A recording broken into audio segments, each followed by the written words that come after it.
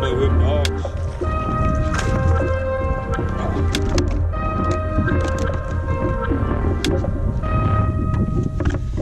Damn, lost my worm there on that last flick, but nice little stocky Albert Falls bass. Not bad.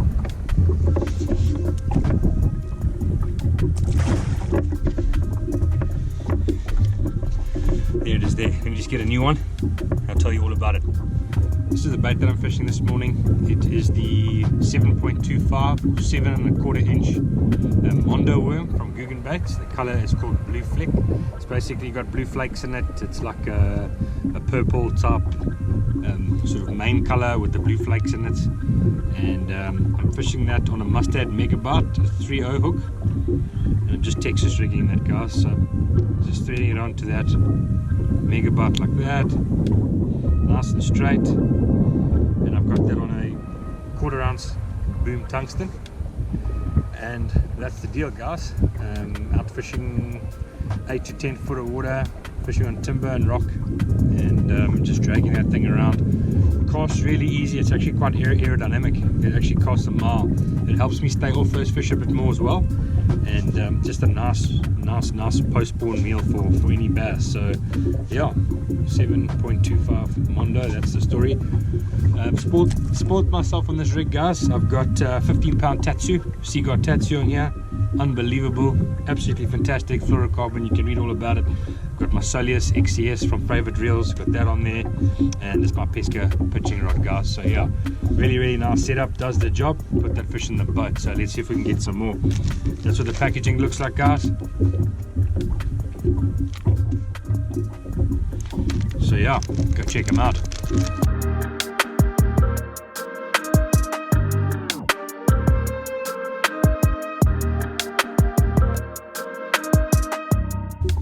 Mondo.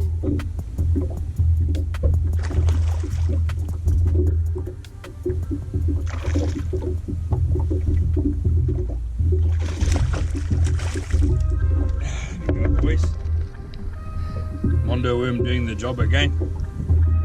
There it is, rock and roll. Nice fish. Not bad. Snack that Mondo. Right, ready to rock and roll. Let's get another one.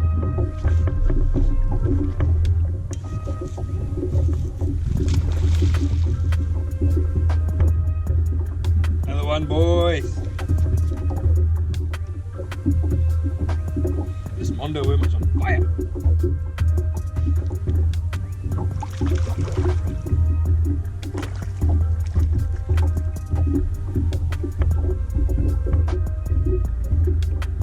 Another little chunker.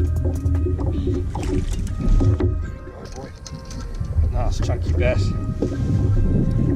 Got that Mondo worm down.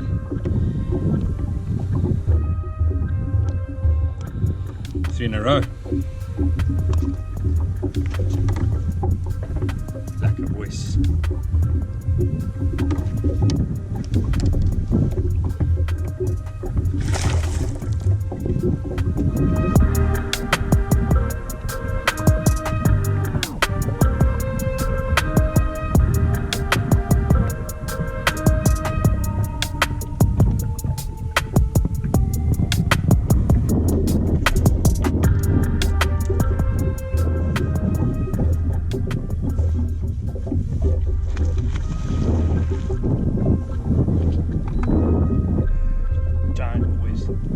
Absolute giant.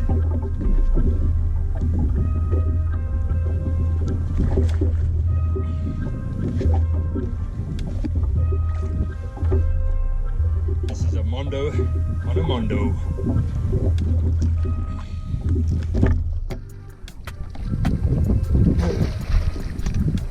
Boys.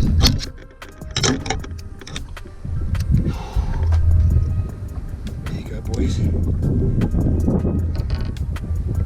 Sounds done.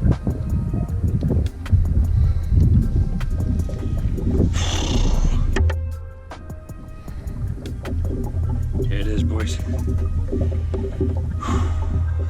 Nice healthy bass. Here you go, boys, same setup. Beautiful, beautiful fish. So I've just put the fish in the live well quickly just to get a bit of recovery time. Got the pumps going, pumping oxygen, fresh water into the live well there. Just want to get on the scale and check what she weighs. 2.75. You can see that, 2.75. Very good, nice fish.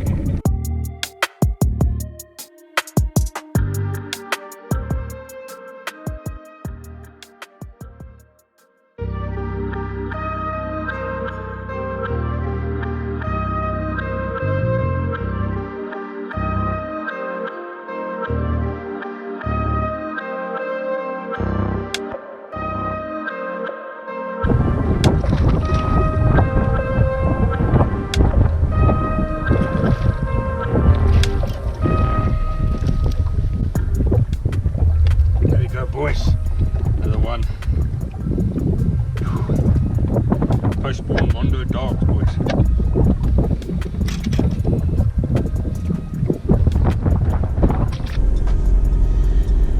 How's it goes? So yeah, things ended off a bit windy there, so I thought let me just spend a couple of minutes just chatting to you guys about the day.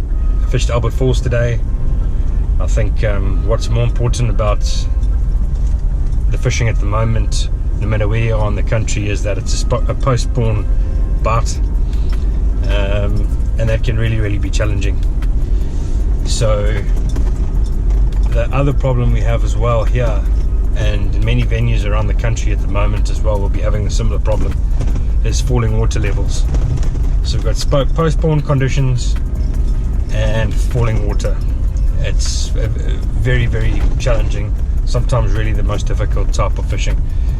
So I just wanted to give you a breakdown of my day and how I caught my fish, and you obviously you will see in the video as well the fish catches, etc. So chaps, in my opinion, sorry, just pothole. In my opinion, and what, you know, I started off in the morning, fished a lot of reaction baits, stuff that I like to throw and get good bites on, and I really struggled to get fish. There's not a lot of shallow cover at all. There's no grass, there's very few items of timber and that sort of stuff, you know, in shallow water. There's not a lot happening in shallow water, obviously, because the water's dropped, you know, and it's falling quite quickly by the looks of things. So the key range for me was 8 to 15 foot.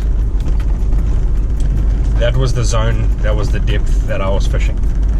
I was focusing on rocky areas, hard firm bottoms, obviously traditionally always better than muddy bottoms, and you know, if I could find a combination of timber and rock, even better.